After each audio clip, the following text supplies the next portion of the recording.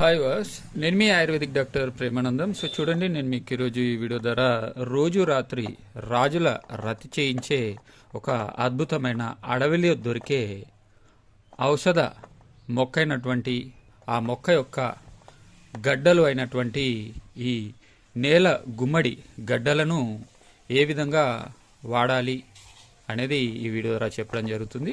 So చూస్తున్నారు కదా viewers, మీరు చూస్తున్నటువంటివి నేల గుమ్మడి గడ్డలు. ఈ నేల గుమ్మడి గడ్డలు మీకు ఏదైనా ఆయుర్వేదిక్ మూలికలు అమ్మే షాప్లో ఈజీగా దొరుకుతాయి.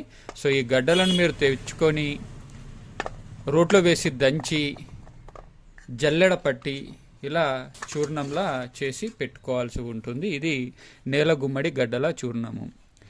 ఎవరైతే మంచి శరీర పుష్టి, సంభోగ శక్తి కావాలి అని అనుకుంటారో వాళ్ళు ఈ యొక్క నేల గుమ్మడి గడ్డల చూర్ణాన్ని రోజు రాత్రి పడుకోవడానికి ముందుగా ఒక గ్లాసు గోరువెచ్చని పాలను తీసుకొని అందులో ఒక హాఫ్ టీ స్పూన్ నుండి 1 టీ స్పూన్ మోతాదు ఈ చూర్ణాన్ని వేసి, ఇది చూస్తున్నారు కదా, ఇది కడి చక్కెర.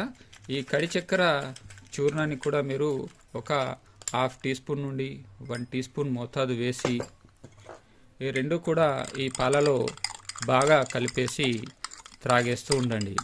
ఇలా మీరు ఈ నేల గుమ్మడి గడ్డల యొక్క చూర్ణాన్ని కడి చక్కెరతో పాటుగా పాలలో కలుపుకొని తాగారంటే శరీర పుష్టి, సంభోగ శక్తి విపరీతంగా పెరుగుతుంది.